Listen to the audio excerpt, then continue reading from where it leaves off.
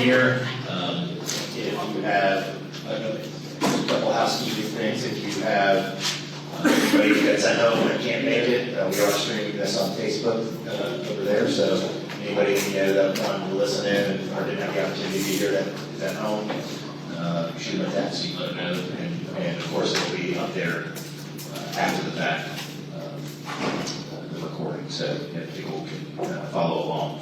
Also, Dominique, who's walking right there, waving her hands, she has these comment cards right here. We've got a few of them already. If you have something come up, just she's got a stack right there. She'll bring those up, and we'll attempt to go in that order.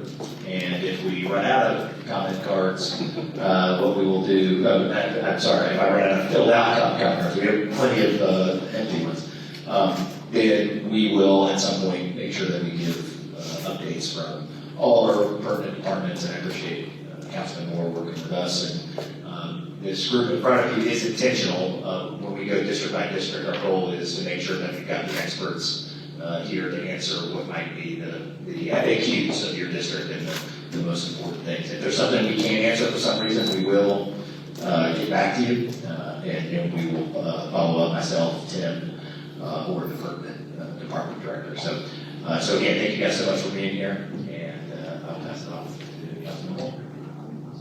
Excellent. Yeah, thank you. So I'm Jared Moore. I'm your city council representative. Been in the seat for about 6 years now, and it's an exciting time. I think the first couple of years went in 18 and thought that was homeless fixes. This is normal life. And then we had the P word come along that we don't talk about, and it was all defense. So it's been really exciting the last couple of years to be kind of back in offense. And Mayor Reeves has a very aggressive offense. It's been fun the last couple of years keeping up with all the things happening. So look forward to giving you some updates on those things this evening. One of them, I met with Mayor Reeves recently and told him the graffiti bridge is undefeated, but we have a challenger stepping up in the Piedmont curb. It's taking out vehicles just about as fast as graffiti bridge. And so we do have an update on that. We've got some odds coming there. So anyways, excited to be here to give those updates and hear what things you're seeing to make sure that we're representing you well. All right. Thank you, Councilman Moore. And yes, the top of my preemptive list before we get to questions is the curve around the world, as I call it right now, and our solution that's well in place, well underway. Before we do that, I guess I will start to my right with Captain Goss down there. I just want you to give introductions from everybody that's up here, so you know when they're responding to a question who it is, and then we'll get started. Eric Goss, Captain Pensacola Police Department. Chief Ram, I apologize for not being here at a previous event, but I'm here to answer any questions on the police department side, and I'm also a resident of this district, so I'm glad. I would have been here anyways, probably after we all grabbing about these. You might have some questions. But I'm happy to be here. Thanks, guys. Not your man. I'm Jane Craner. I serve as your fire chief. And if you have any questions about the fire department or anything emergency management related, let me know. I'm also a resident of the district. In City of Pensacola, I'm your city administrator. I've been here for 6 months now. Although it seems like yesterday just came on. But very, very happy to be here and look for your questions.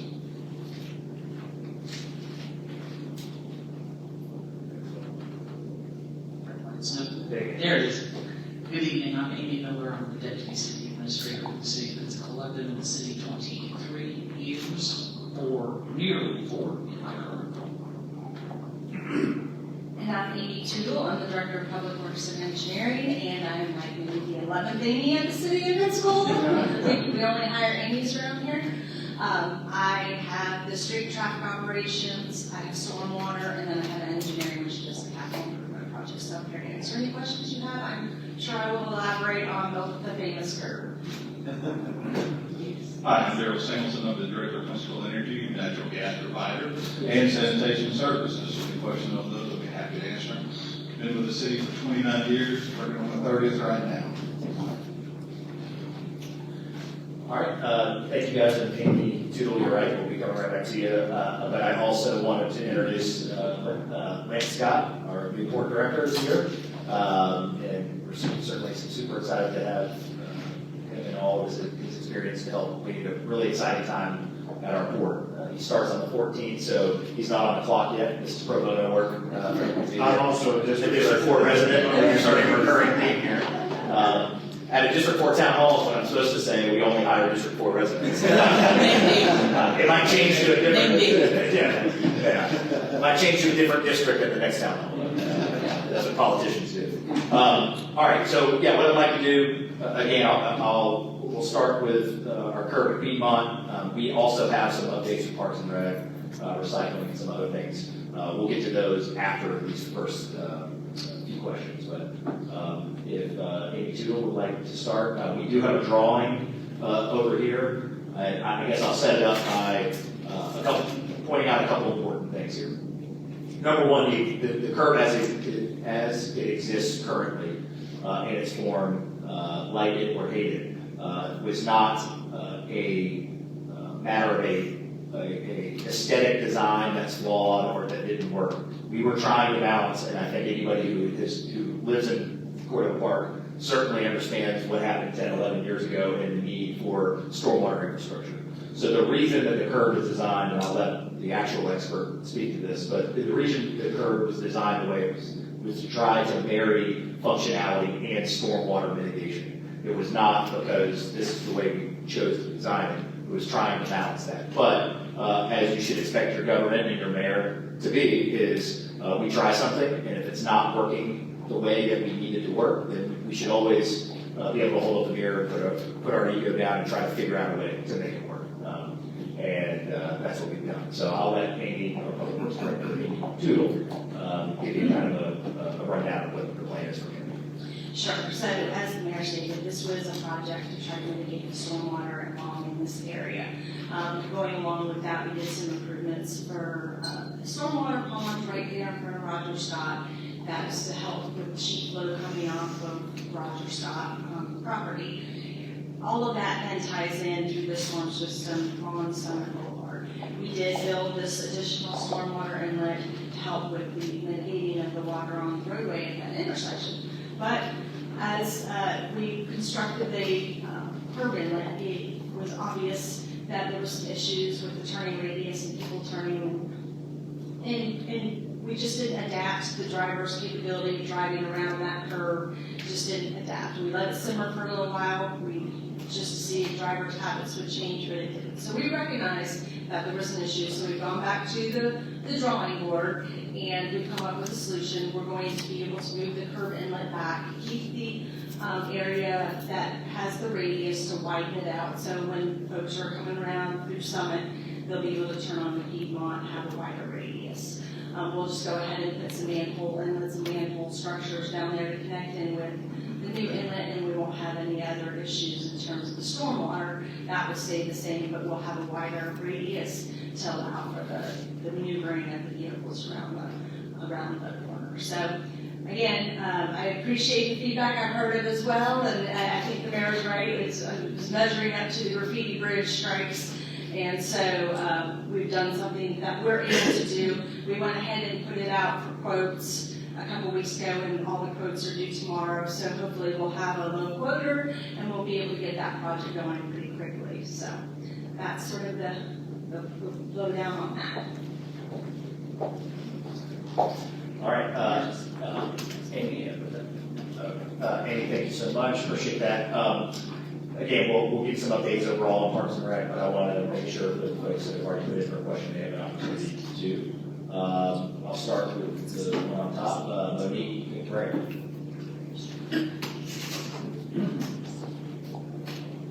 Mr. Mayor, could you please give us an update on the blocks on the city highway? Sure. Yeah, absolutely. So first of all, and you guys can be helpful in this, watching online or in here, I believe we're able to secure the funding thanks to our advocacy in Tallahassee for $2.2 million to fund the repair of the bluffs. I still get a random email maybe every few months from a citizen asking why I haven't funded fixing the bluffs. We have them. So we have a full $2.2 million from the state. There are some complications to it because it was part of why we got the funding so quickly. Remember, these types of requests in Tallahassee sometimes can take multiple years. So we were thrilled to actually procure the funding as quickly as we did, and appreciate our state partners for allowing us to do that. But part of what strengthened our ask to get it done as quickly is that we partnered with Conservation Florida. You may recall there's conversations about what's the future going to be if we close it. And we kind of doubled down on that and said, we will partner with Conservation Florida that ensures that this mayor, nor any other mayor for the rest of the time, the history of the city of Pensacola, will be able to take it out of the public realm. So we partner with Conservation Florida that the bluffs will forever stay part of the public realm. And that helps strengthen our request, certainly, and say we're partnering with a very credible, well-known state agency, Conservation Florida, to get those funds. Those funds come through DEP. So what I'm describing to you is the Bermuda Triangle of state agencies, a city government, and everybody involved to help get that project moving.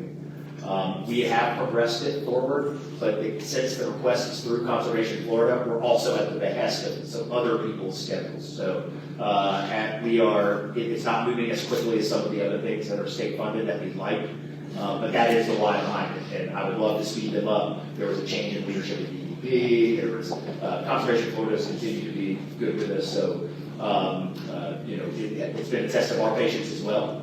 But the good news is the most difficult thing where we would be sitting here indefinitely with it just being closed is that we got the funding. That's the hardest part. It's just a matter of getting everybody going, and I can get some specifics on exactly where progress is. Anything you want to share? So where we are right now, is Conservation Florida and DEP, Department of Environmental Protection, are negotiating the grant agreement between those two entities.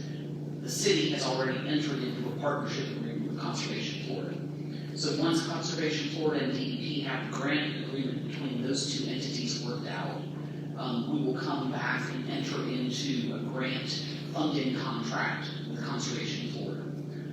We can't enter into a grant funding contract with them until they have the grant contract with DEP. So that's where we are with the holdup, and it's really at their pace, primarily DEP's pace, in turning that contract around. We had originally hoped that we would have it in time to have it on a city council agenda in April.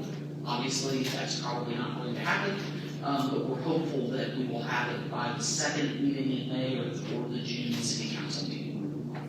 In addition to that, we can't tell you dates or timelines yet, but what you can expect from us is that there will be significant community engagement as we've been doing at Hollis T. Williams, as we've done with the strategic plan, as we've done with the CRA update. We've tried to really inform what community engagement looks like on these large front-facing projects that affect neighborhoods and communities. And so you should expect that from us, and you will be hearing from us in terms of making sure that your input is known. It's $2.2 million. We will not be able to build a Taj Mahal there. We will not be able to do those things. But I think we have the opportunity, potentially, and a great partner, Conservation Florida, who has done exactly projects like this around the state, about making it sustainable and functional moving forward. So, we certainly will want to hear feedback from the local community, the folks that used it the most. I grew up at Perdido Key, but while my mom was working at Baptist Hospital, I was always at a friend's house over in Inverness, and we went down there many times, even when we weren't supposed to. So, so it was part of my childhood too, and it's something that we definitely have a priority. We're glad to have the funding, and when we get this thing finally churned, we'll be coming to you guys for thoughts on this. So thank you for that question. All right, Susan Morgan has a PPP question.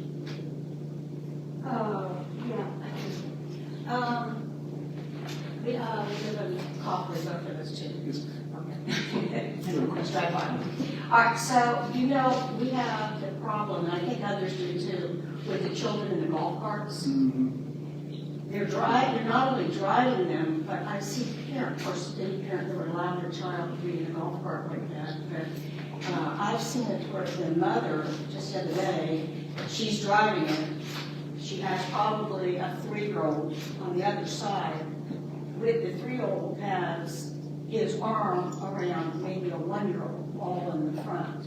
And as you all know, it just takes a bump or whatever. But this is continuous.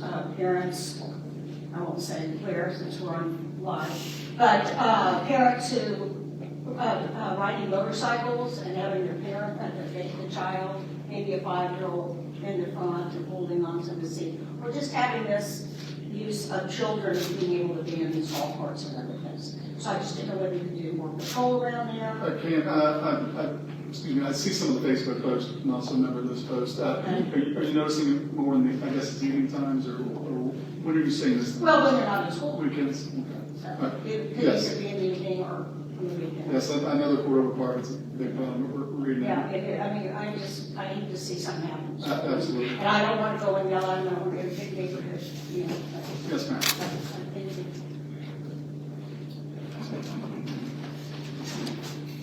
All right, the last one I have again, if anybody walked in late, okay.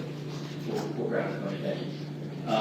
The last one we got the different, looks like Parks and Rec, or Mark had questions for Dax Gill.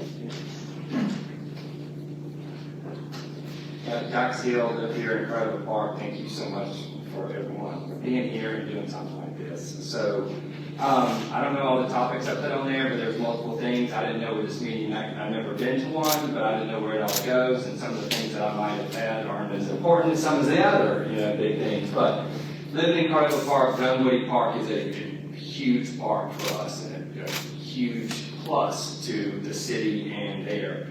Years ago, we worked with the city very closely and did a lot of rehab on that park. It used to be just a bunch of sand and kind of had gotten run down.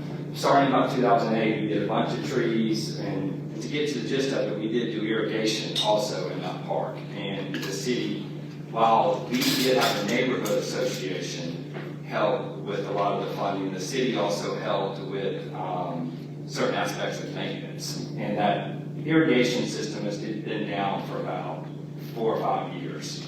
And there's been multiple things that came in place when there was mosquito things put in, they plugged into our circuit breaker, it messed it up, and certain things. And we had an irrigation person with the city, and she would always help out a lot. We kind of lost that connection, and I've also lost my motivation to keep trying to get it to where it needs to be. And so in this ask, I'm just trying to ask if, Councilman Moore, Parks and Recs, can work with me on maybe reviewing this irrigation and see. You mainly have you have the controller, you have the pump, and you have the electrical. And the controller and electrical aren't a problem, and maybe the pump. But I just would like for someone to reach out to me and help me with that aspect. I'll respond to that. So right now, I was elected to Cordova Park Neighborhood Association and fallen in defunction. It was defunct. Yeah. Anyways, as we were trying to stand back up here, thinking a whole lot about how we got to get tax back in there. We got all sorts of stuff that needs to do. So anyway, I appreciate all this, the progress you. Yeah, also, I mean, it was a lot. We go 1 step forward and 3 steps back. So it was, and then so I did kind of taper off. But maybe. Anyway, so I just want to say that, but also for sure I'll look into that and see. Okay, yeah, please. And if we want to meet there one day, I'd love to do that and kind of give you the rundown and go from there. So, and along with the park, I mentioned, the soccer goals. We put all these great things there, but I feel the maintenance is a little bit behind on it. And while the city and all of us have great plans, we also want to look back at what we currently have and make sure we're taking care of what we currently have. And what I mean by that is the soccer goal netting is off one of the goals. The basketball court, the backstops are all rusted and everything. They used to paint the courts. They said they won't do that anymore. And also we have azalea beds where, we do have the hired crew now from the city, where it used to be city employees that take care of parks. Now it's an actual landscaping company where they do come and they mow, they blow, they weed, and they're gone. And the city sometimes has stepped in to help some, but it's a lot of on my part to keep going back and forth. The azalea beds get heavily overgrown with all the other weed trees, weed plants, vines, and all that stuff. Some of that needs to continue to be cleaned up because as it grows up, then it becomes more of a habitat in a park where you can't see visibility through all the park, and then there's more riffraff or whatever that might go on in it. So I like to ask for those different things to try to help with parks and recs also. An update on Wayside. I know that that's in our district, and I know y'all do have some recent hurricanes. I didn't know all about it, but I just hate to see something like that be such a great asset. I know Hurricane Sally did what it did. I know FEMA and all that, but I also drive across to Gulf Breeze a lot and see them making progress, and then I come back over here, we're not making progress, along with the fishing pier. So I'll let you speak to that once we kind of get it said and done.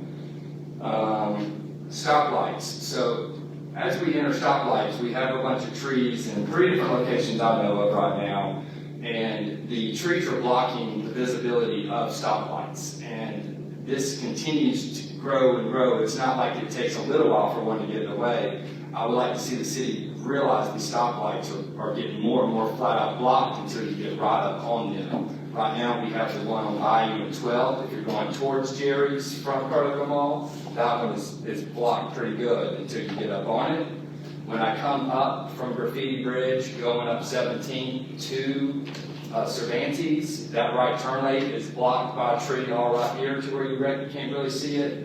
And the one on Scenic and Langley, down there by the old chimney. When you're going towards I-10, and that one's bad visibility anyway because of the turn. And there is even a sign there that says signal ahead. What's covered by bamboo or whatever grows there really quickly. And once you make that turn, there's a tree limb covering it. So you may make that turn going your 40 miles per hour or whatever speed limit is, and then you know it's red. So those are just 3 issues I know I'm just blocking some stoplights. Scenic Heights Boat Launch. This goes back to the azalea beds at Dunwoody Park. Scenic Heights Boat Launch is a very pretty boat launch with great oaks and azaleas that used to be there. Now it's all just one big cluster of grown trees all together, and I just wish I could see the city that would maintain a little bit more besides just blowing it, but actually going in there and clearing out all the weeds besides the azalea and the plants that were kind of the foundation of those landscaping things. The same as when you cross the bridge right there, we have trees growing all up and down in the rocks and everything that they are these wild different trees that grow pretty quick, and next thing you know, we have weed trees just growing all over the place. So I know it's little things, but it's just aesthetics of Pensacola. I appreciate you sharing, and I think that's really the first key step is sharing these things. We have 94 parks, 10 community centers. Sure. And so every tree, every bush, and every park is a heavy lift, whether we're contracting it out or not. So you and anybody, it never hurts for someone to say, look at this intersection or check it out. Certainly our council members do that, and we rely on them to do that because the administration can't be in 7 districts and all those places at once. So it's not little things in that respect. We'll certainly look at those lights. One thing, just working backwards, I think, to point out, all of those lights, and this is a very common complexity, I wouldn't say issue, is most of our major arterials are state roads. So with that might mean that we might maintain around it, it might mean the state maintains around that. So I'll use an example with you just to highlight this is, if I get calls about a pothole, you can almost guarantee about 90% of the time it's on a state road. And I hate giving if you listen to my press conferences, you hear me say all the time, I hate saying that's not our job, and that's certainly not what we're saying. We work with FDOT, but we don't even have the authority to go out and pick up the ones that are state roads, Scenic Highway, 9th Avenue, Cervantes, Garden, most of our major arterials by Boulevard. And I'm thankful for that because we can't afford as a city to maintain them. So I'm not complaining or passing them up to them. But I know with the 80s team, it's another layer of complexity to go do that type of work. So really what I'm saying is it highlights even more sharing that with us, even because it's going to be an extra phone call or a couple extra emails or extra meeting to get those done potentially on those state roads. So letting us know is never a problem. And just understand that a lot of these major arterials aren't something that we can just go out that day necessarily fix, like we can in the parks. Amy's going to speak to the greater plan of the $21 million of investment that we're making into our parks. But before that, I will say I 100% philosophically agree with you. And I don't know that the tenor of our plan has been historically to maintain the things that we have. And because, lots of times for council members, for mayors, for county commissioners, it's a little more fun to cut a ribbon than it is to maintain the stuff that we have, right? That's just human nature. I don't feel that way because when I own my own business and, I'm trying to survive as a business, we have to maintain the things we have and to operate it in a business in that sense. And because we're blessed with 94 parks and that everybody's within a 10-minute walk of the community center. We got to maintain a lot more stuff than the city our size normally would. But we have overall philosophically completely changed, not just what the mayor says, but how we're funding it. And you can see that. When I got here, we were building new parks and then we would have a $0 budget line item for maintenance the next year. And, well, we know where that's going to go, right, eventually. And so, it's tough to come to you guys and say we're going to close the Mayflower Park. You talk about the most unfun thing to do as a mayor, come close the park, But it's the responsible thing to do because I wasn't going to have a kid get hurt or killed on an unsafe structure. And even if I'm going to get beat up a little bit about it, I think it's the right thing to do. And so these decisions are not easy. They're sometimes not fun. But I'm right there with you in terms of us trying to maintain the things that we have. But on that, I want to make one more comment. I'll sit down and let y'all debate. But I'm talking about aesthetics. We see so much attention on the stuff at a city. Like downtown Pensacola, everyone's done an unbelievable job on it and focused so much on aesthetics down there and making sure it look. I would like to see that extend out of the downtown area sometimes to our streets like Summit Boulevard that has a great median or Firestone that has a great median. And here recently, when Roger Scott did their update, yeah, it's great, they put the little retention pond there, but they put a chain link fence around it that's silver. When we have, the dog park has a green one, that fits in a little bit better. I understand fences can be expensive. You have Sacred Heart that has a really nice one, and then it goes to the dog park that has a green one, and now we have a chain link silver fence right there. It's just, the aesthetics I felt could have been a little bit better. That would never have been allowed in certain areas in the city, but then now, we did it here. Not allowed, though, I'm not saying that, but just someone would have paid a little bit more attention if there was. Totally understand. So, and we'll give you updates on all these things, all good questions. But thank you all so much for everything. Thanks for coming to town hall. I will say, again, I'm proud of the renewed focus on maintenance of the parks. And we do have, Amy can give an update on Dunwoody Park. I believe it's 26, and then I think we moved up a couple of amenities to 25, but maybe.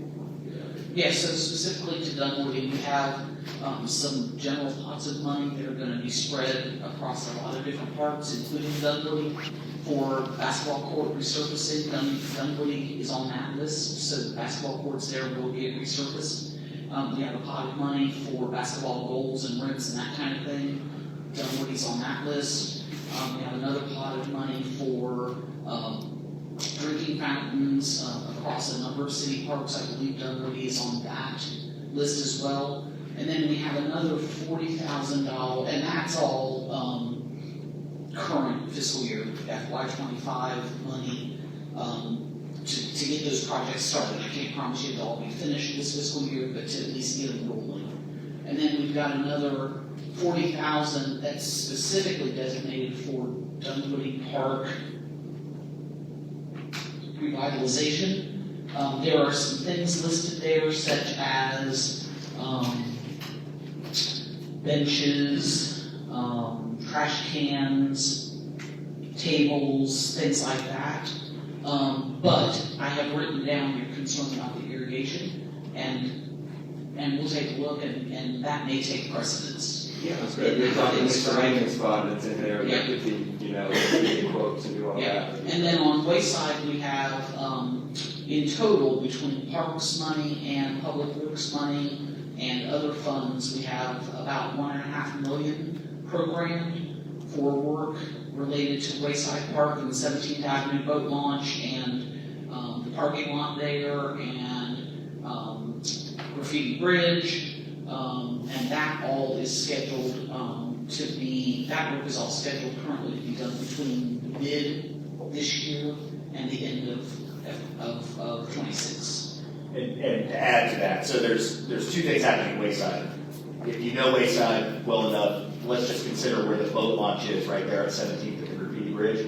Consider that the line of demarcation, and we're in north and south. So to the south, there's the seawall, and there's all of the repair post-Sally that needs to happen. Absolutely. There's no doubt about it. I'm trying to be light that we have funding for Dunwoody and others. We looked at what we had our staff, our council, help us come up with this holistic plan across 7 districts about what is in the greatest need and prioritize it accordingly. Now, Wayside Park is, if there was not about to be a $30 million fishing bridge built by the county, using it as a laydown yard, it would be high on this part. It was the south part. But I didn't feel like that was a good use of y'all's money to go fix picnic areas and all that, and then we would put a fence up in probably the next 6 months, close that entire area because the county's going to be building, repairing the fishing bridge. So it kind of hamstrings us a little bit on the south side, but what Amy's referring to is the 1.5 million on the north side. We are full steam ahead with all of those improvements. The parking lot itself is a mess. The boat launch itself. One very important development that maybe seems small but was a big achievement, I think, was about 6-7 years ago. We attempted to have a safe pedestrian crossing under the trestle near the body, so people didn't run for their life under the graffiti bridge, which is what we're still doing. So CSX, we had plans stamped, permitted, ready to go. 11th hour, I wasn't there, I believe it was Ashton, but CSX comes and says, oh, and by the way, it'll be $10,000 a day for us to inspect this project. In other words, you're not going to do the project. So we had to mothball it 6-7 years ago. Well, in the meantime, a new rail company had purchased that rail from CSX, from basically the Grand Hotel all the way to Jacksonville, new owner to the east.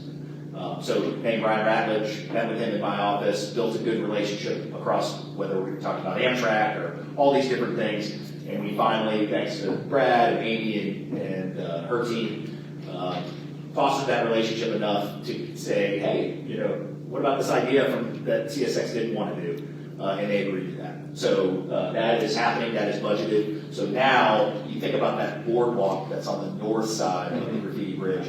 We got to do some demo on it, on one part of it. But you will now, if you were walking to the south, you would now get to the Graffiti Bridge, take that path around, and then you'd have a safe biking, walking path that goes into the parking lot and then on. So that is funded, going, designed, and Amy can add any color to that as well. And then of course we've got, we're going to try to be the first administration to limit truck strikes at the Graffiti Bridge.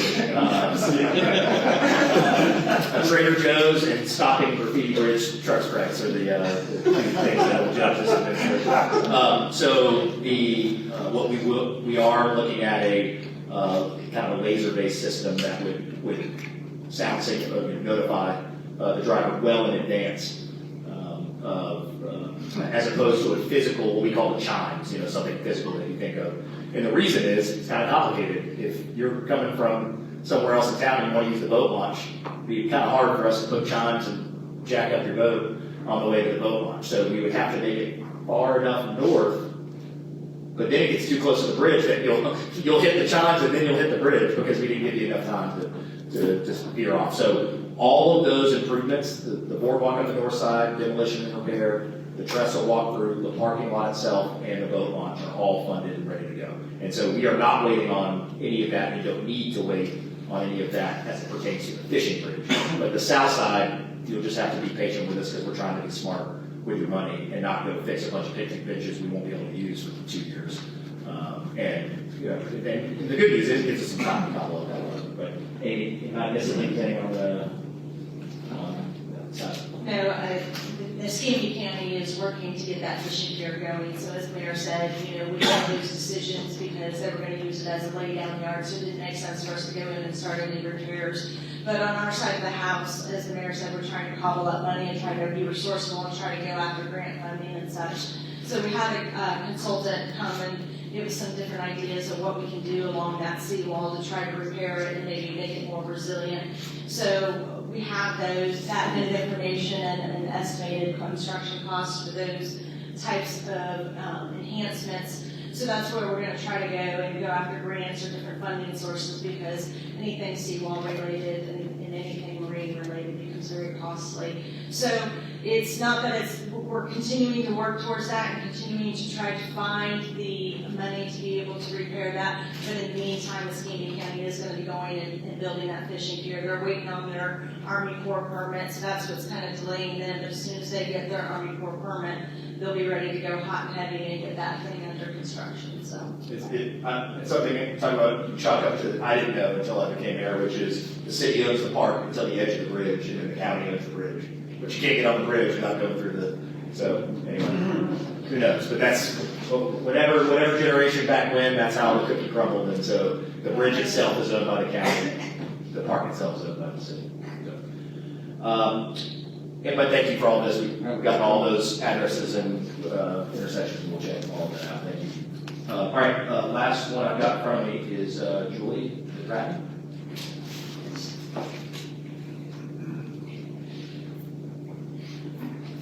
I have a couple of concerns. I grew up in Portable Park, was one of the first residents.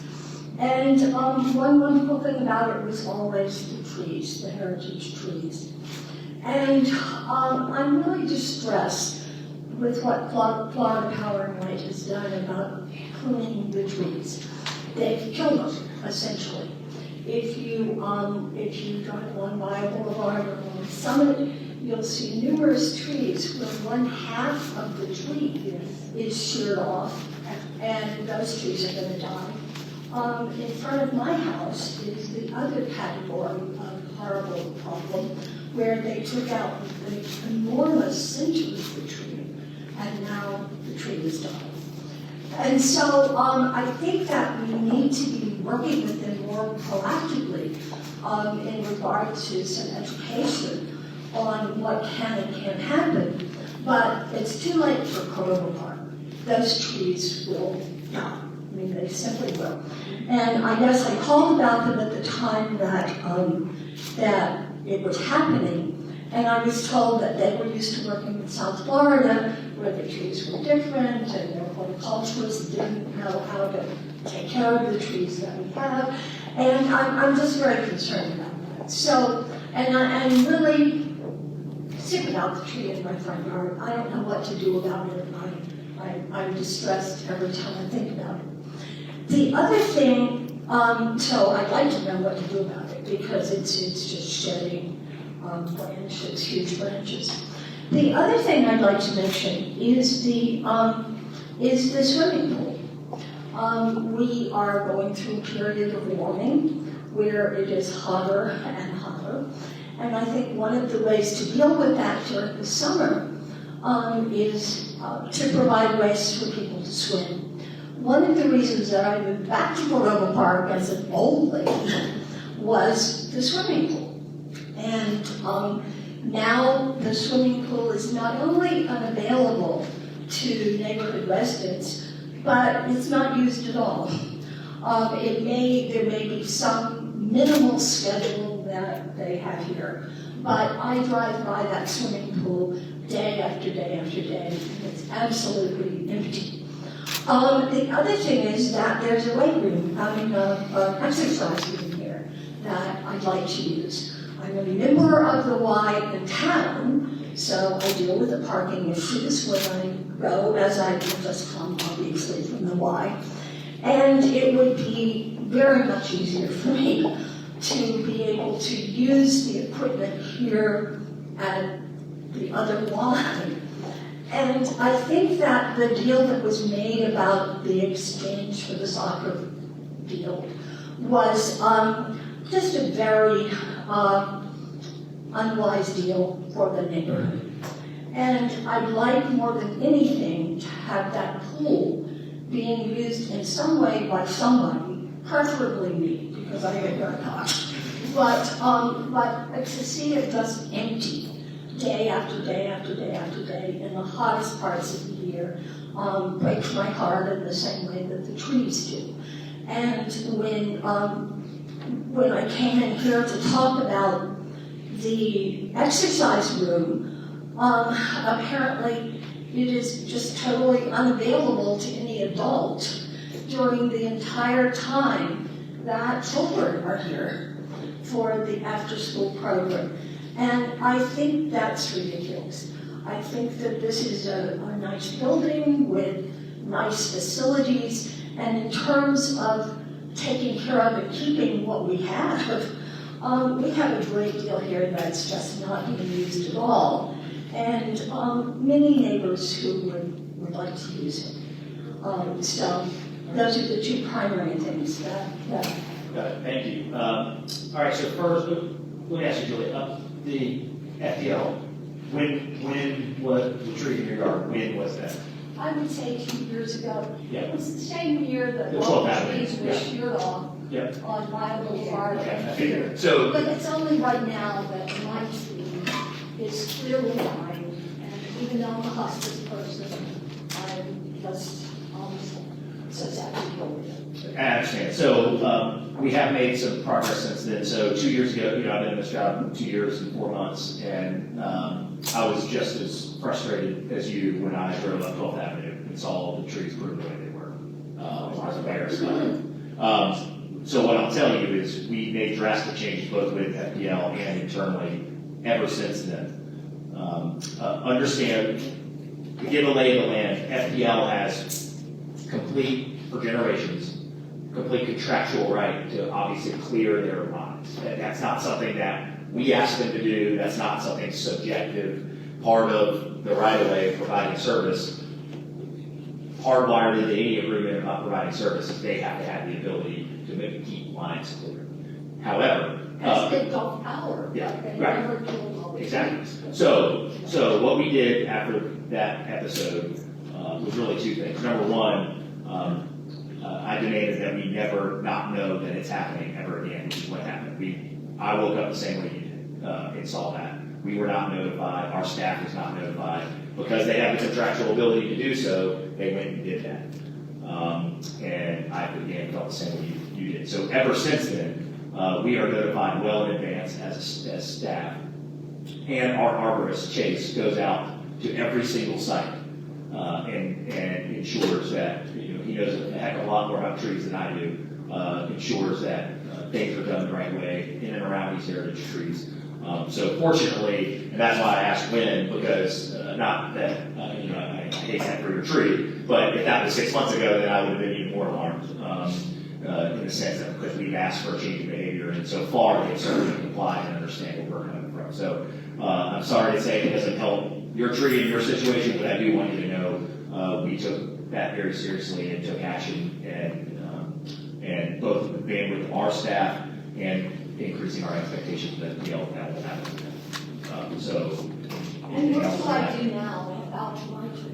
Well, I mean, obviously I could be. All Chase said. Yeah, Chase Crawford is our city arborist. He works under my umbrella in public works. So if I can get your number afterwards, and I'll get him to give you a call, and he can come out and take a look at it. And that goes for any, if there's a tree in your yard that have to be FPL or trimming or related, if you've got a big heritage oak or something, anything in your yard that obviously he's got a list and he's got high priority items and that kind of thing. So be patient with us. We got one guy, but He's very busy. but I've done that before. I mean, it's not. I live in Sanders Beach. There's a huge, gotta be 150-year-old heritage oak, not about 2 doors down from me, and it wasn't coming back the same way that the other ones were coming back. And he went out there and assessed it and all that. So I use the same.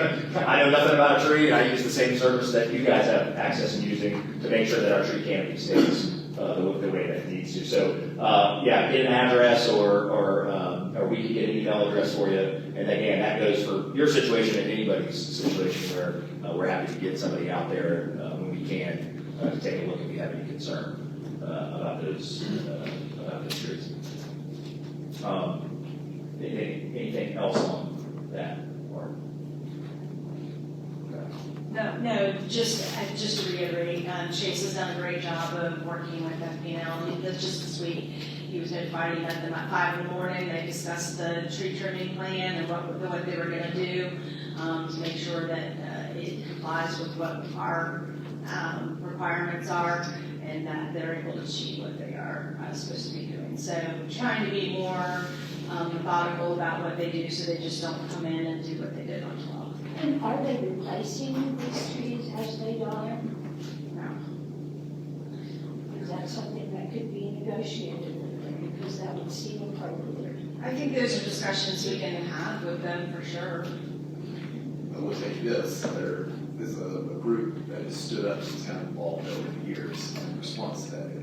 So we have a tree canopy study to locate the deficiencies within the tree canopy, but then also there's a group, they were initially out of East Pensacola Heights, district court neighborhood, and planted some trees there, and then that was in the public park. There's about 50 some trees planted out of the tree fund.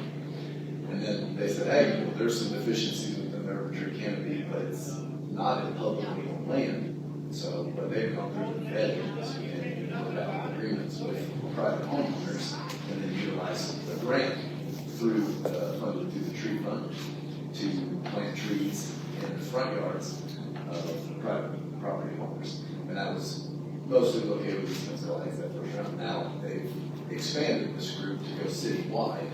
I know you're probably thinking, what's the name of this group? I can't think of it. The contact.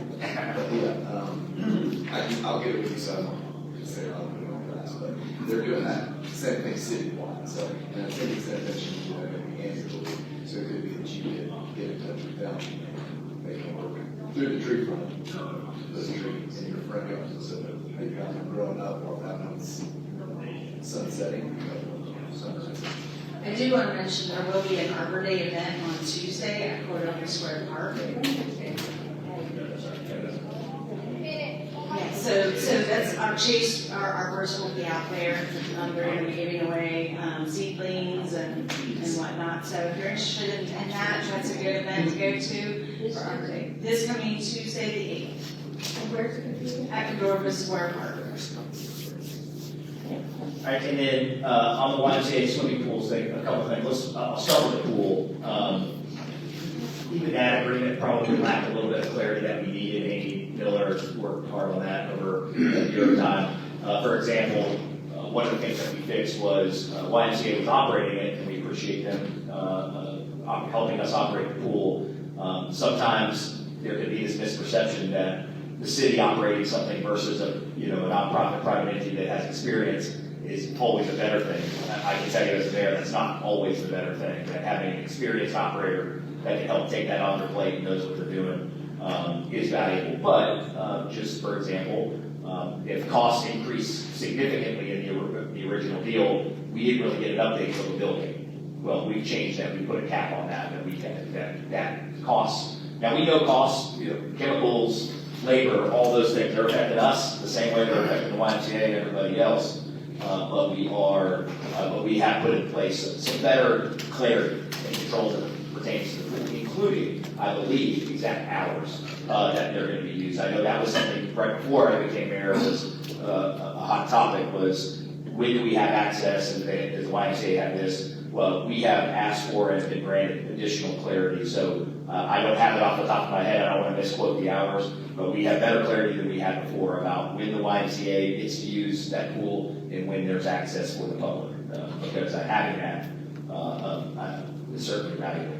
So there will be access to the public? Absolutely. And is it Memorial Day to Labor Day? Yeah, it's Memorial Day to Labor Day. So I just want to make sure if you're driving by now, there better not be anybody in there.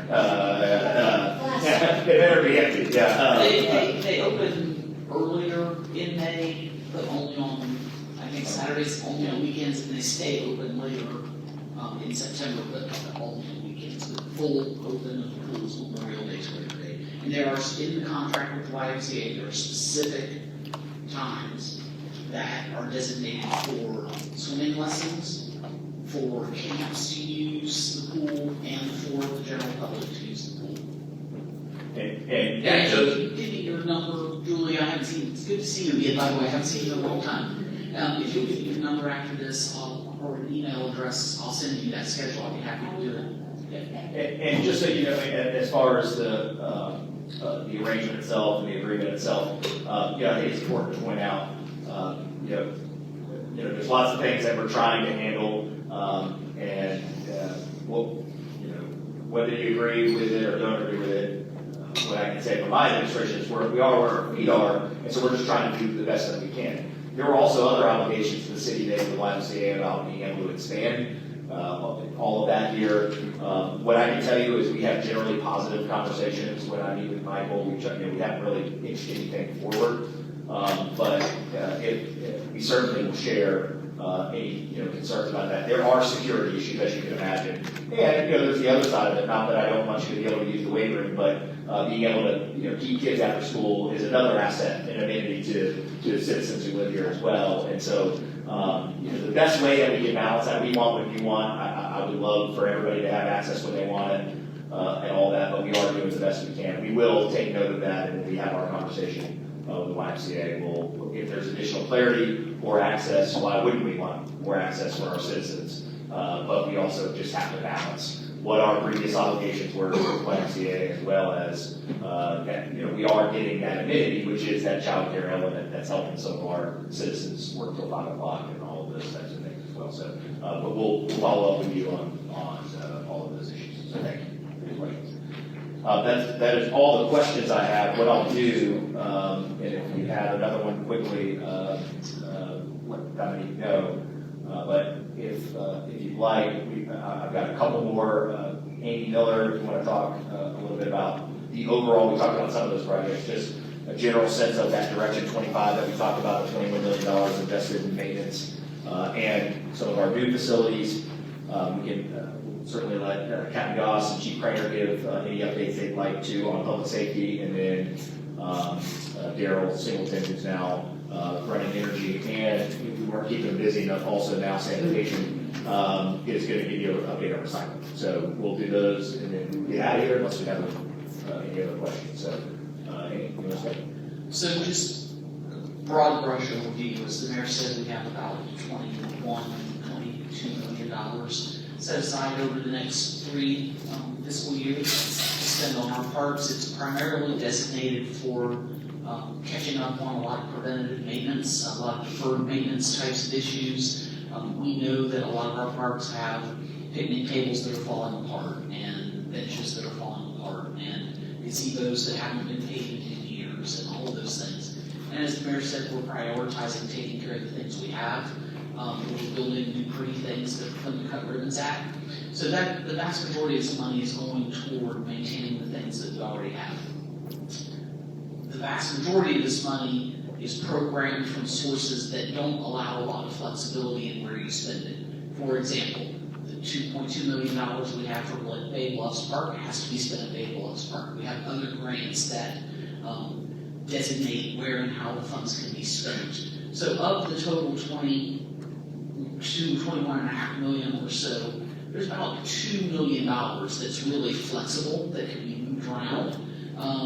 And all of these projects have been discussed with every district council member, and they've weighed in and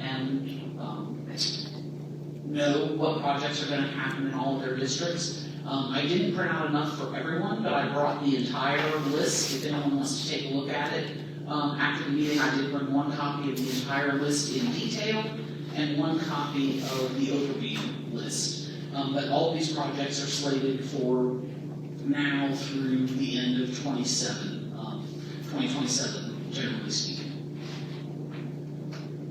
All right, and before I toss it down to our public safety folks, I do want to point out, a lot of times you may hear or you may see the city's funding something. I think this is a good example. I'll use the Palafox reimagination as a good example of this misperception. I would say it's not always safe to make the assumption that if you see the city investing in something, that money is completely interchangeable to do any other project in the city. So when we announced, for example, Palafox reimagination, the key funding sources of that happening, one is FPL owes us, if you drive on Palafox right now, you see all the utilities cut up. Well, we stopped them from just merely repaving the road. which is all we had asked them to do previously, and said, let's think bigger about, reimagination of our street. That $3 million that they're contributing cannot go to homelessness, it can't go to parks, it is earmarked specifically for that project. So I would say, just as your mayor, one of the largest general misperceptions is when that decision is made, or you read in the newspaper that you fund something, that the assumption is that that money can just go to anything. It is pretty rare. Our general fund is a fraction of our entire budget. And general fund is the only fund that really could truly, to that definition, kind of go towards anything. What it goes to is public safety, it goes to staff, it goes to, it is rare. We try to be as resourceful as we can. Local option sales tax, so that's going to be on your ballot in 2026. Go look at the millions of dollars. When we talk about park maintenance in this list, go look at how many of those millions of dollars are LOST dollars. And those have specific uses of what you can use those monies on. It's not just on anything. And that's mentioned downtown. I'll give an example. You see Bruce Beach. Well, Bruce Beach is funded by CRA dollars because it's in a CRA. It can be maintained with CRA dollars because it's in a CRA. So a big part of my job and this council's job, and ultimately the steward of this budget, is to put the chess pieces in the best places we can to maximize the value for you, the taxpayer. So if we can figure out a way in a CRA district to offset some of our deferred maintenance costs, because that's a fund that we can use to do that, then we'll try to do that.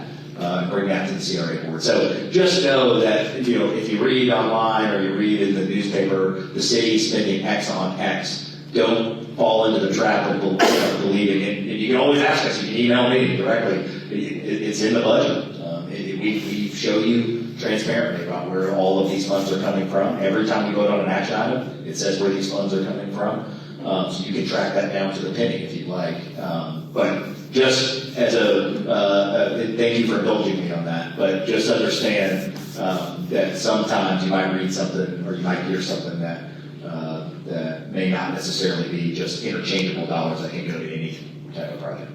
So, updates for public safety. Yes, right now we're in full swing of our Citizens Police Academy. If you haven't done it yet, I recommend you sign up and get on our wait list. We'll have it next year. It's a fun behind-the-scenes look, and we feed you for free. It's sponsored. We get local sponsors to do that. So please, if you haven't, go on our website and sign up. We are also starting the plans, if you have any children, for Camp Chaos. We do it for a week over the summer. It's a lot of fun. Even the mayor's daughter's done it. She's had a good time with it, so please sign up for that.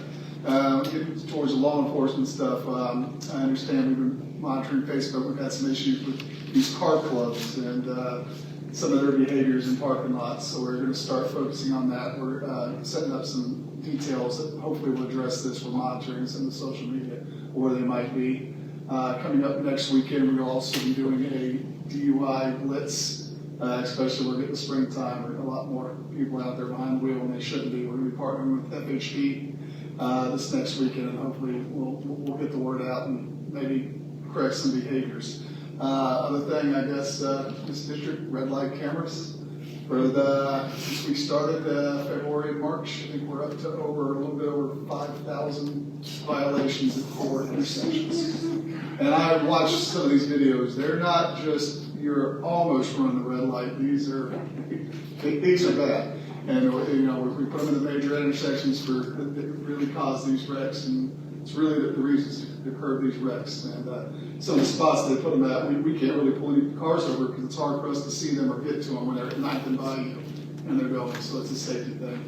And hopefully these numbers, I hope they get back down to 0. We don't ever want to see that. And hopefully these will change some behaviors. And here for any other questions that you might have or what we might have going on. And I'll add to that, you'll start seeing those visuals, because it's one thing to say somebody's running it, and what the assumption is when you don't see the video is, hey, BPD and the mayor are just catching people by 2 inches. That's not the case. We actually have human officers that look at, so the camera may say it was a run, and then we have a second layer to make sure that the claim that I missed it by an inch is checked by a human being. Okay, so, and what we're finding is it's not the 2-inch issue that we're having, it's the full-blown blatant running through of these lights. And so you'll continue to see that visually because I think it kind of changes the discussion for the folks that like to break the law and email me about it. I was talking with a buddy about this recently. I was like, imagine if someone went in and was trying to hold up a convenience store, and there was a video of it, and then they came and sent me an email and said, well, Mayor, I can't believe you. I had to pay all these court costs. I can't believe that. It's like, well, I mean, you're breaking the law on camera. So the easiest thing to do is just go break the law, and then you'll never know that they're there. And so, anyway, just know that these numbers, we are not celebrating these numbers going up. My hope is, I cannot wait for the day that we take these down and end this contract with the vendor because we're such good drivers that we never have to write any red light tickets. I don't know that day will ever come, but I certainly would be happy to entertain that at the moment that no one's running red lights. I just wanted to ask you, Captain, where the cameras are. Is it staying under surveillance? Is there like something that tells us? I believe I know. I can't. It says green. It says green. Well, I believe so. I know that I just drove on the way here through Fairfield Davis, and I said says photo enforced on it. Yeah, and we're just at 4 intersections right now. It's at 9th and Bayou, 9th and Airport, Davis and Fairfield. The big one is 9th and Gregory. Oh my goodness, it's just one way. It's just eastbound, and that was already at just for this month alone was 800 tickets. And by the way, not one intersection. That's one direction. So that's the folks, if you're getting off the 3-mile bridge and then getting on the on-ramp, as I say in my press conference, I think people think the on-ramp's before the red light. They're treating it that way. I think we got to let them know it's after the red light that when you're on the on-ramp. So it's only 4 intersections, and not only 9th and Airport and 9th and Bayou is all 4 sides. So when you hear these numbers, it's not 4 sides of 4 intersections. It's actually, I think the total approaches is something like 9 or 10 total directions. So, and we're talking about 2,300 in February. I mean, it's unbelievable. So it's entertaining and scary to watch. I mean, I wish we had a YouTube channel people would just go click on how bad it is. That's an idea. I had just a quick question about lighting on bicycles and stuff at night. I can't tell you how many times I've been riding down like Gulf Beach Highway or Pensacola Boulevard, and someone's out there on a bicycle with no reflectors, no lights. They're in dark clothing. I really just don't want to be that person that runs them over on accident. Yeah, but by law, they have to have one that's clearly illuminated for a certain distance in front and back. I ride my bike longer, especially in the wintertime because it gets dark so early. So. I'm a cyclist too, and I'm not trying to keep anyone from riding their bike, but we actively look for those, and we stop those violators, and and they can be ticketed just like a drug. We try not to ticket for that. It's more of an education, and hopefully, and sometimes, especially for kids, we'll provide lights for them to put on. That's excellent. Thank you. And you ride Gulf Beach Highway, Pensacola Boulevard, you got to ride the city. That's what it is. Those are county addresses. All right, for the fire department, make sure the lighting. For the fire department, 70% of the calls we respond to, emergency calls, are medical related. Almost 70%. So our firefighter EMTs, and they're going to your homes to help you with those illnesses or injuries that occur. So what does that mean for us? That means a smaller majority of our calls are fires, and that's not by accident. That's because we have the best firefighters in the state of Florida. But also our fire prevention division, our fire marshals are inspecting buildings. They're also making sure that if you call us and you want your home surveyed, we'll come out and survey your home. You've heard many times, I'm sure, that last year we almost installed 1,000 smoke alarms in City of Pensacola homes. And this year, since January, we've installed 100. So we are actively trying to prevent fires from occurring. So our fires are smaller. That's because when we arrive to your house, hopefully you've been notified and the fire is still small when we get there. If not, we're very prepared. We have a lot of equipment to take care of the problem, and something that's exciting for East Pensacola Heights, your first due engine company will be replaced. We just this month placed an order for a new fire engine, and even more exciting is about 65% of that fire engine is grant funded. So, and it's $965,000 to buy a fire engine. So we're excited to provide that kind of protection. Our fire marshal's office does a lot of things. If you have any family or friends that have children, bring them to the fire station and we can help you install your car seat. We have a program called the DOSE program, where we will, if our firefighters respond to your house for any situation and they notice a child that may be in an unsafe sleeping situation, we have packing plays we can bring for free. So we have so many connections in the community to help you in any way that we can. And then the last thing I want to mention is, as we start getting closer to the storm season, we want to make sure that you are thinking about what the state of Florida says and what the City of Pensacola says, and that's to be 1 week ready. If you remember the first 72 is on you, that's not the case anymore. It's going to be 1 week ready. And there are a lot of resources available. Some resources may be difficult to find right now, but you can always find out anything about how to prepare your home and your family from fire or disasters at citypensacola.com or myscambia.com. And if you need a smoke alarm or have any questions for us, you can contact us through 311 or cityofpensacola.com. Any questions for me? Well, thank you, and I always, at every one of these town halls, I always want to make sure you as residents, we always are, whether it's park maintenance, whether it's public safety, things that are important to you, we always want to let our city residents know the value that they get for living in the city. And you may have seen maybe in the last 6 months or so, Pensacola's rated the number 4 safest city in the United States. In the city of Pensacola, which is a testament to the amazing work happening at PPD for our 160 plus sworn. And our fire department, if you don't know this, is an ISO 1 fire department, which means we're a top 1% fire department in the United States. What that means for you is we will be there when you call very quickly. And what it also means for you is your home insurance that you're paying on your house. I can't help you with a hurricane, but why it's expensive. But this fire department is helping you lower that cost, because if you're in a city or a county with an ISO 2, 3, or 4, you're paying more money, because it's the credibility and the reputation and the performance of your fire department has a direct impact on your homeowner's insurance bill. So one of the things you get, make sure you tell your friends when you live here is a safe city with a great police department and a top 1% fire department in the United States. So yeah, absolutely. I would just like to thank you. As an ancient social worker, I had always known that you came out sometimes when someone had fallen, a person had fallen in the home, and I had occasion to use that a couple of years ago with a very elderly woman who was related to me, and your guys were just so nice, and she was very apologetic, and they were saying, no, this is something.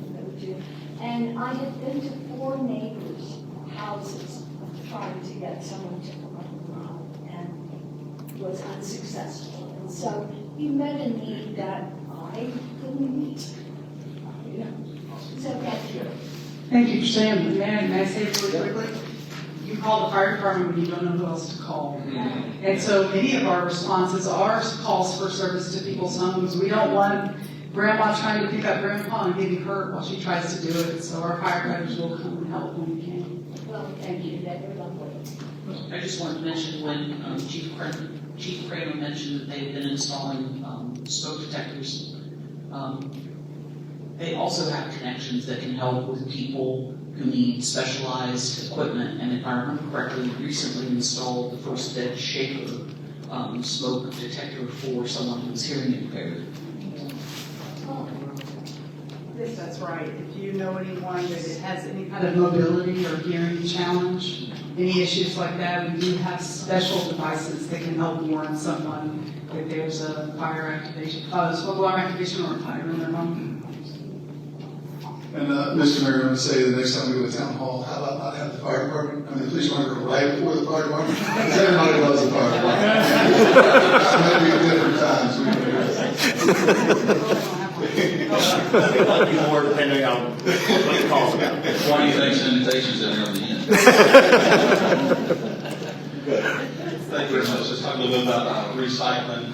I'm sure our longtime citizens remember the recycling program we had last time.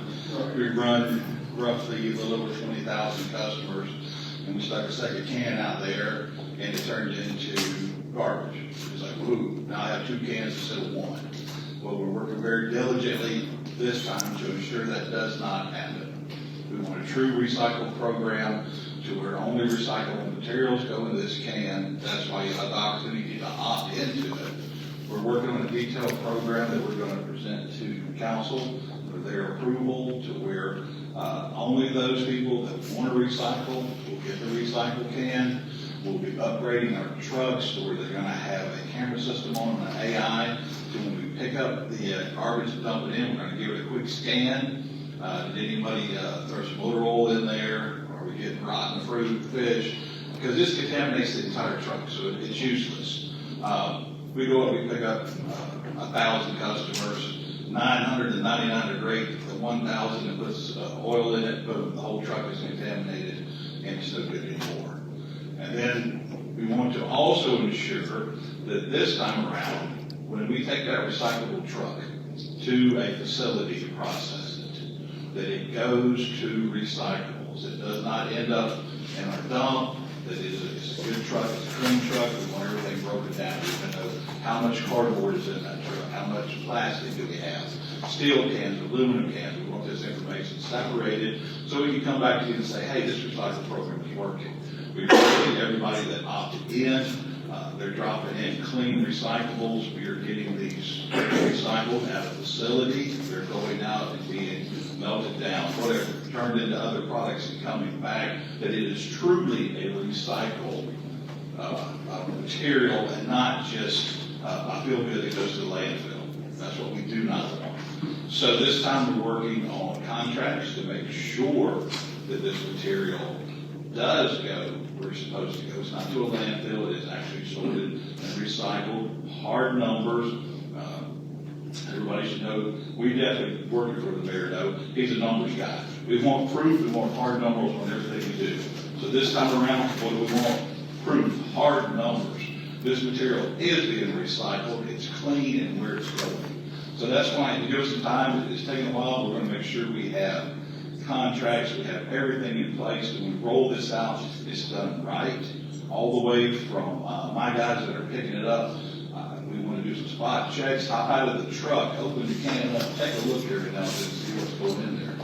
Don't we just depend on the AI system to scan it. We scan it, we take our time, and we make sure this one is done right. This is what citizens ask for. You guys ask for a legitimate recycling program. That's what you deserve. That's what we're going to provide. A legitimate program that we can document and prove to you what's working. Any questions about it? Yes, sir. When do you look for this to roll out? Going through, we hope to go to council and roll out our plan to them in May. I would like to see this program, we have a lot of things coming together. We're looking at maybe end of June, 1st of July, the latest pieces coming together. Getting the parts in for the cameras. I was in a meeting today talking about those, getting the cameras in, get them installed on the trucks so that we can do the scanning of material, getting the contract in place with, we're using ECUA, provided they agree to our terms on the contract, and how we want our materials sorted, how we want it recorded. Just the time of getting all the pieces together so that it works smoothly, that we'll get this contract done. Once again, we'll be back to council to approve the contract. So it's a lot of stepping through with it, moving as quickly as possible. But this, I don't want to make mistakes. This time we want to take our time, make sure it's done right, and this is a legitimate recycling program. And let me add to that too. I'm sorry. Let me add to that too. One great thing is not only the camera technology, but the advertising that you are all about to be inundated with in the month of May and June, which is going to say, do you want to opt in, all of those things. So the next you'll hear about recycling is you'll email me and say, stop sending me all these notes about opting into recycling. We want to make sure everybody sees it. And to the tune of about $250,000, we received a grant from a company called the Recycling Partnership. They're a nonprofit. Ultimately, what they do is they get all of their funding from Coca-Cola, from Pepsi. So when you pick up that Coke can and it says we recycle, this is where their money goes that helps start and restart programs just like us. So with no match from us, about half of that $250,000 is going to the scanner technology at no cost to the taxpayer because we want this to be successful, and the other half is going to communication. And so remember, what takes some time, if we said it started May 1st, think about the logistics that have to happen. We have to, one, find out if you want to opt in or not, right? We got to have a period of time where we let people sign up. And the two is we got to get the cans back out to you. We got to get the loop going. So there's some things that just take a little bit of legwork, but I agree with Daryl wholeheartedly. We've come this far. The last thing we want to do is rush it by 2 weeks and not communicate it effectively. So when you hear about it, it's going to be communicated right. And how you guys can help us is just know that as we go into current and future years of cost of any sanitation, if we're going to do opt-in recycling, the more folks we have sign up, the better. That's going to automatically, I guarantee you, help mitigate future increases. Because if we only have a small set of people on an entire second route, naturally, the cost average of that is going to go up. So you don't have to shame your neighbor into signing up for recycling, but if they want to do it, make sure you're spreading the word, because that does help average out everybody's cost. And it's going to naturally be more expensive per customer for us to keep this going in perpetuity if we have fewer recycling customers. So you will be hearing from us ad nauseum in your mail, from me in the newspaper. We're going to do a press conference with the Recycling Partnership. All of that will be happening and taking place in May and into June. So you will be hearing from us on that in the next 30 days or so as well. How much? We're finalizing pricing right now. What we're doing is the single, you'll have the option. If we heard from lots of folks when we went back, when we canceled recycling to get it fixed, and we went to 2 times a week, we asked folks in the Haas Center survey that was just taken, which one would you choose? So 59% of our citizens said that they pay additional to have recycling. So what's going to happen is your rate is actually going to go down. If you don't want recycling, your rate is going to go down. We haven't gotten the exact number, it's got to be approved by council, but I'm going to spitball and say probably $5, $6 a month from what your normal rate is. All you want is one garbage can. So what we're not doing, which is I think a benefit to the recyclers, is we're not keeping the rate the same for everybody and then increasing by $7 or $8. So the increase to your bill if you want to opt in for recycling is going to be, basically compared to your current bill, it's going to be somewhere in the $2, $3 range a month. But we're decreasing. So what we're trying to balance from a cost and operation standpoint is we are decreasing the bill of folks who decide to not opt in because they're only going to be getting garbage at one time. But to make sure we weren't leaving anybody out, we asked the question in the survey. We said, would you want 2 cans? How many of you use this twice a week? And it was a very small percentage that want just garbage twice a week. Maybe a big family. And listen, if you still want that, if you know anybody who wants that, there's going to be the option to also add a second additional flat garbage can. So, you can be 3 deep in cans in your garage if you want to. And you'll have that option at an affordable price. So we expect, it'll be less than $5 for sure, but I want to speak out of turn, but it'll be a small monthly increase from your current bill to go back to recycling, and it'll be a relatively significant decrease to folks who do not want to recycle. And if they don't want to save a few bucks, they can certainly do that. Could we throw a little gravel on the lot around the current recycling dumpsters on Summit? Have you looked at it lately? Yeah. Not last week. I had the whole thing redone. Yeah. All holes are fixed, I had the guys level it, run rollers over it. Should be good to go. Send them right now. Yeah. Now that you asked, we have a crew around there right now. It's a little selfish because I use it a lot too, so I'm there a couple times a day, and it was was getting worse and worse. And then we had the opportunity, with me moving to sanitation, so I could utilize some crews I had from the energy side. So we went ahead and fixed that parking lot. Yeah, we consolidated kind of that, and Daryl does an awesome job and has for years with energy. And there's so much similarity between the operations of energy from a customer bill standpoint, from a customer service standpoint, from a trucks and maintenance standpoint. There were so many similarities between sanitation and energy, and Daryl stepped up for us, and it's going to do an awesome job, so we're excited about it. Realistically, how much plastic is it possible to recycle at this point? Because I read in the New York Times and a variety of things that I forget about all of the problems with recycling plastic. And I almost get the feeling that very little plastic gets recycled. You know, recently I visited the material recycling facility for Reeves to make sure how our material was going to be handled and how it was going to go. And I was surprised about the amount of plastic that wasn't in the recycling, that people aren't putting in the recycle cans. You know, I saw a few water bottles, but nothing major. That's where we got to get the education out there that milk bottles, we need to recycle more plastic. I don't know if people are just throwing their regular garbage to the landfill, not thinking it's recyclable. But according to them, we still had plenty of demand for plastic for reuse and recycling it, the right types of plastic. Now you know the plastic bags from Walmart. You can't do that. Well, part of that inundation of postcards is going to actually give you, because that was one of our problems previously. No one's fault, but when we started the original program, it was kind of like anything you think might be recyclable, go ahead and throw it in here. We're going to really be narrowing that scope down to really those, whether you've heard of that term Core 4, where, hey, it's broken down plastic. You are not supposed to put your recycling in bags, for example, in plastic bags. It's supposed to be loose in there. So that education is a huge part of it, and it's why we're spending $125,000 in grant funding in partnership with them to communicate all that. So I think when we hit the reset button, it's going to be very valuable because we're going to be able to go back to all of our citizens and be as clear as possible about what should or should not go in there. So. Key things that got me just straight up. You would think metal's metal, and then evidently coke hangers are the worst thing you can put in a recycle. Because they tear up the whole machine. So education is going to be the number one thing. As Mayor said, we're going to spend a lot of time sending out flyers on what's recyclable, what's not recyclable. Put stuff on the website. HOA's got an excellent website. You look at theirs. We partner with them.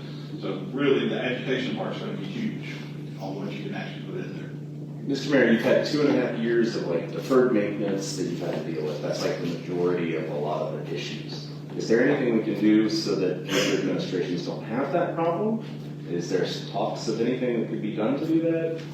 Yeah, I mean, I hope it's the steps that we're taking now and that taking that seriously. And honestly, I'm encouraged by a lot of times when I talk about this at a Rotary Club or a town hall, that there's lots of nodding heads about the idea that we should be taking on maintenance.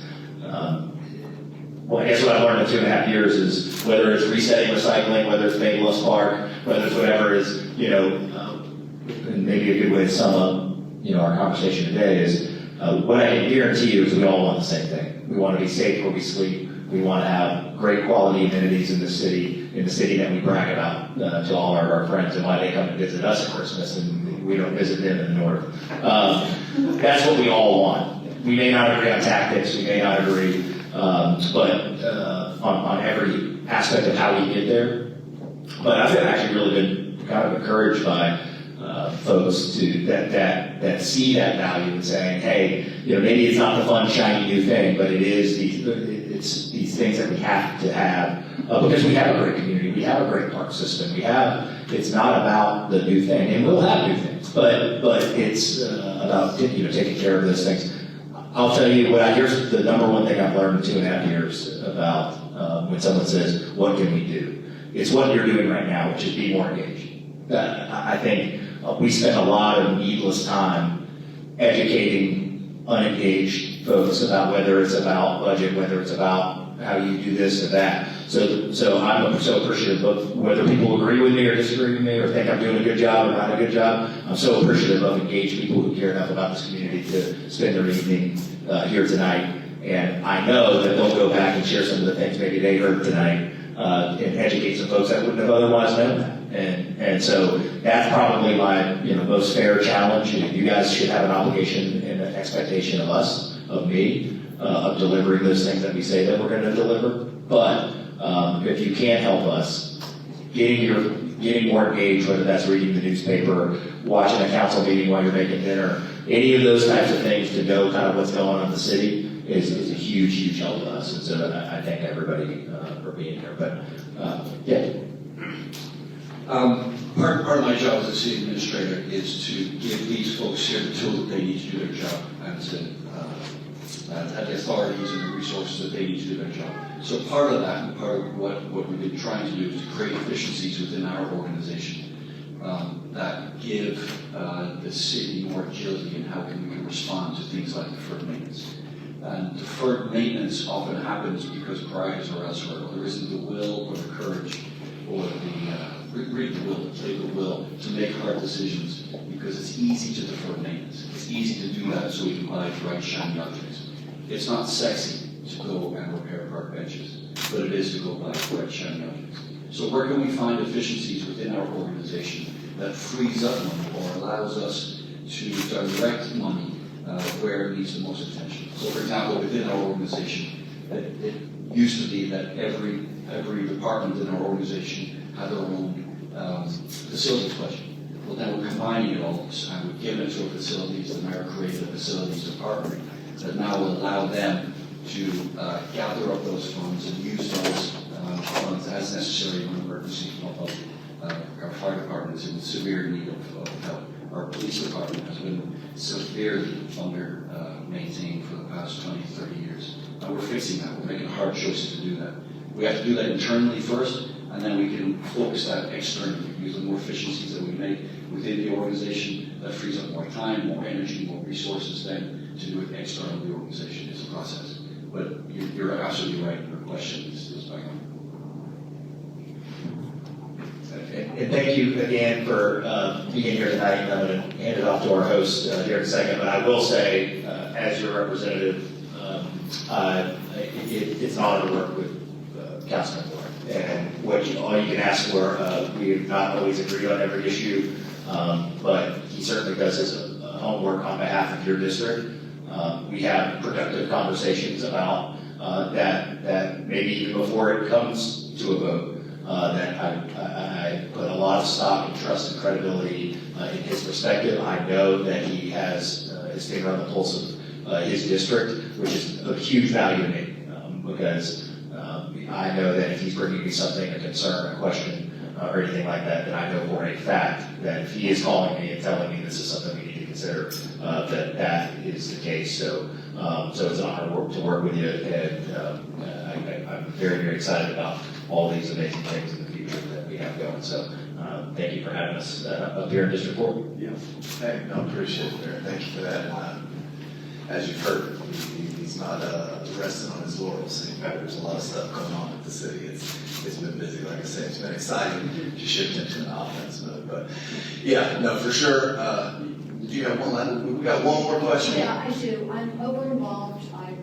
know it's easy, but back to the recycling for a minute. There's a lot being said about educating the customers, but I'm horrified by what I bring home from the grocery store. At this point, there are asparagus now in plastic boxes and stuff like that. And I guess in terms of being proactive, my question is, can we do something to discourage increased packaging, which is happening before my eyes? I mean, as consumers, certainly, we can speak to the customer, to the place where we're doing our business, right? Daryl, do you have anything with that? I don't know that I've got anything to throw at you there with like it's kind of the society we live in now. Educate, yeah. People understand that landfills don't last forever. You're going to fill them up, right? So getting that message, the consumer's king, right? I mean, as consumers, we're the king, so we make our feedback known. Complain to the store that, hey, we're doing this, is, this is the plan, we want you to do something that's biodegradable or put something recyclable there. Anyway, we'll bring this, if you're all like me, you've been busy all day, and your attention span is probably whittling down to the end.